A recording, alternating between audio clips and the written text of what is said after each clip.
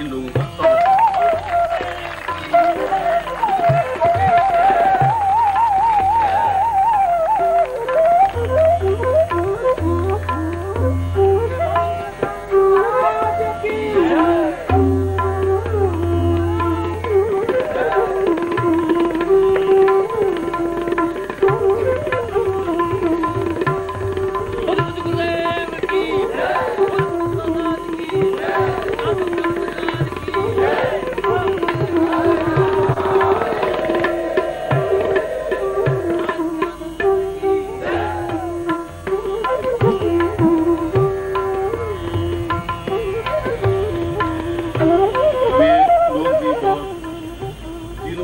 परेशान है,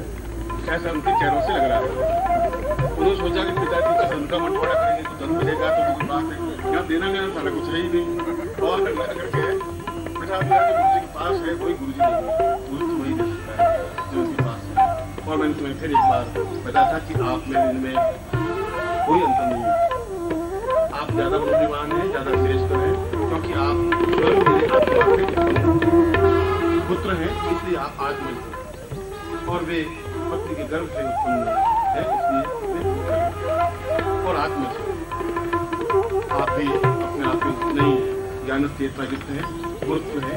गुरुपद के योग्य है। आप में से भी कई अपने संस्थान चलाते हैं, गुरु हैं, और कोई भी अपने आप में गुरुत्व प्राप्त कर सकता है। कभी मैं भी अपना अपने पुत्र ही था और गुरु का शिष्य ही था, उसी जगह बैठा हुआ था। मगर मैं चाहता हूँ कि कुछ और उच्च कोटि के कार्य करूं, इसलिए आपने देखा होगा धीरे धीरे पिछले 6 महीनों में 4 महीनों में मैं काफी कुछ चीजें छोड़ता जा रहा हूं। और साल भर से मैं अर्धवास शिविर में कहा था पिछली बार कि मैं अब धीरे धीरे अपने सारे जो सांसारिक क्रियाकलाप हैं मैं उनको धीरे धीरे न्यून करता हुआ मैं उन कार्यों को करने जा रहा हूँ जो कार्य मेरे जीवन के लिए आवश्यक हैं। और जब मैं निश्चय कर लेता हूँ तो उसको करता हूँ, निश्चित रूप से करता हूँ, कि मुझे कोई रोक नहीं पाता है। अब मैं इनको शक्तिपात के माध्यम से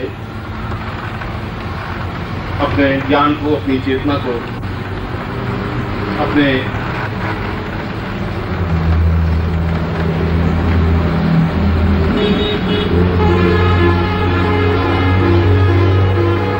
आत्मांश को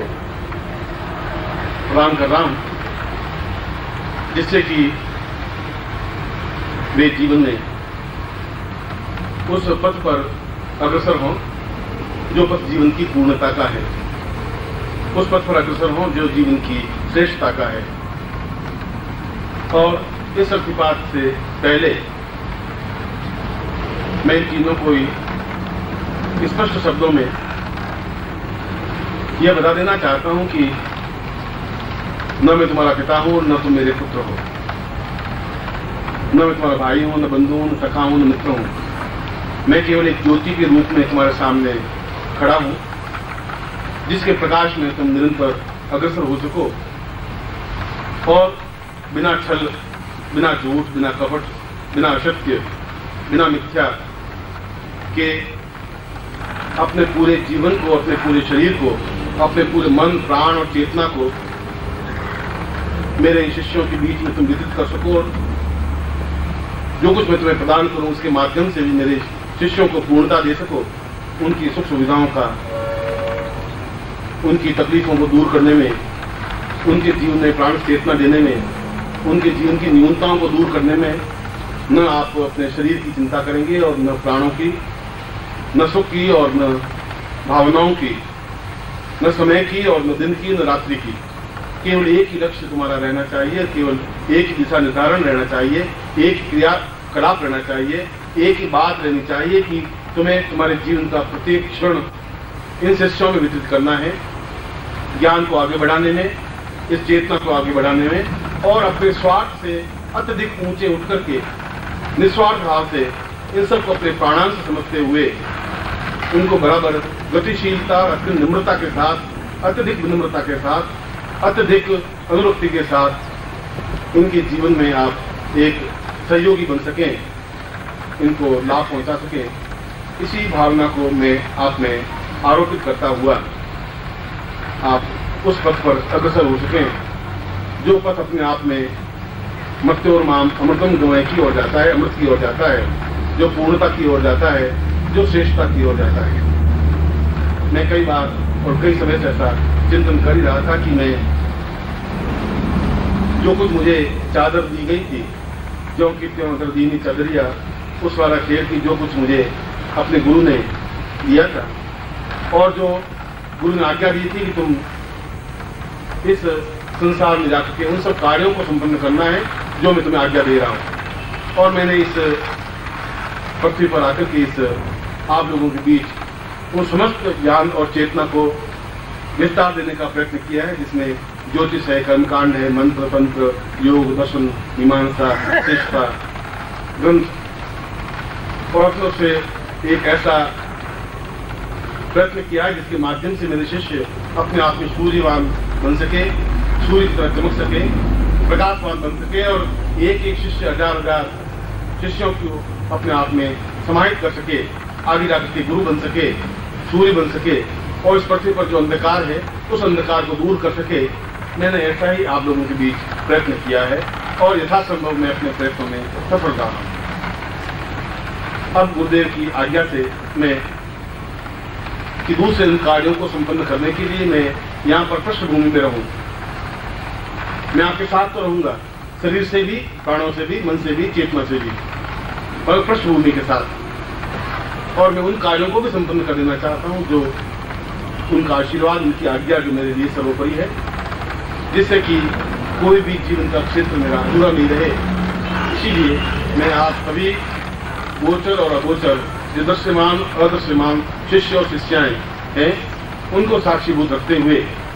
और आपके अनुरोध पर, आपके चिंतन पर, आपके विचार पर मैं तीनों को आपको सौंप रहा हूं। इसलिए सौंप रहा हूं कि आप एक मार्गदर्शक के रूप में आपने साधनाएं की हैं, आप मेरे साथ रहे हैं, मेरी आज्ञाओं का पालन किया है, मेरी प्राण चेतना के साथ, मेरी धड़कनों के साथ आप जुड़े हैं, मेरे सुख दुख में आप सहयोगी बने हैं, और मैं भी भविष्य में भी आपके सुख दुख के साथ सहयोगी बना रहूंगा। इसलिए इनको आप लेते हुए, और जो भी आत्मज रूप में समस्त उस शरीर में, तो शरीर तो अपने आप में देह तो एक बहुत छोटी सी बात है, उस प्राणों में जो कुछ मैं चेतना प्रदान करना जा रहा हूँ, जो पूरी 108 दीक्षाओं के अनुकूल होती है, मैं उन दीक्षाओं को संबंधित रूप में इनके शरीर में, इनके प्राणों में समाहित करता हुआ मैं उनको आज्ञा दे रहा हूँ कि वे इस आने वाले समय में मेरे उस कार्यों को संपन्न करें, पूरा करें जो कुछ न्यून रह गए हैं, जो मैं व्यस्तता के लिए समय नहीं दे पा रहा हूँ, उन कार्यों को भी, उन ग्रंथों को भी, उस पत्रिका को भी, और उन शिविरों को भी वे पूर्णता के साथ संबंधित करते हुए आप सब लोगों के स्नेह के साथ, आप सब लोगों के प्रेम और अनुरोध के साथ अग्रसर हों। और आपका भी एक कर्तव्य है कि उनकी आज्ञाओं का पालन करते हुए, उनकी चिंतन को अनुरूप समझते हुए, और मेरे साथ भी रहते हुए उस पूर्णता को प्राप्त करें जो मैंने अभी कुछ समय पहले बताया कि, और गुरु जी से भी अनुरोध किया है कि मैं इन लोगों को बीच में नहीं छोड़ सकता, क्योंकि उन समस्त शिष्यों की धड़कनें मेरे साथ हैं, और इनको पूर्णता तक पहुंचाने का मेरा जिम्मा है, मेरा कर्तव्य है। मैंने साक्षीभूत रूप में कहा है, मैं इनके साथ संकल्पित हूँ, इसलिए निराश और न्यूनताओं की आवश्यकता नहीं है। मैं इनको अपनी उन 108 दीक्षाओं का पुंजीभूत रूप कई दिनों से मैं सोच रहा था, और 3 साल के अनुरोध के बाद उन पूज्य गुरुदेव ने इस बात की स्वीकृति प्रदान की है कि सन 2050 के प्रथम दिन इस प्रकार की क्रियान्विति संपन्न की जाए, जिससे कि दूसरे कार्य भी संपन्न हो सके। मैं उसी आज्ञा का पालन करता है, और आपके अनुरोध को समझता हुआ मैं उनको शक्तिपात के माध्यम से अपना गुरुत्व उनमें समाहित कर रहा हूं। न देह, न प्राण, न चेतना, केवल गुरुत्व, अपने आप में पूर्ण रूपेण गुरुत्व, अपनी ज्ञान की गरिमा, अपनी चेतना की गरिमा, अपनी पूर्णता की गरिमा।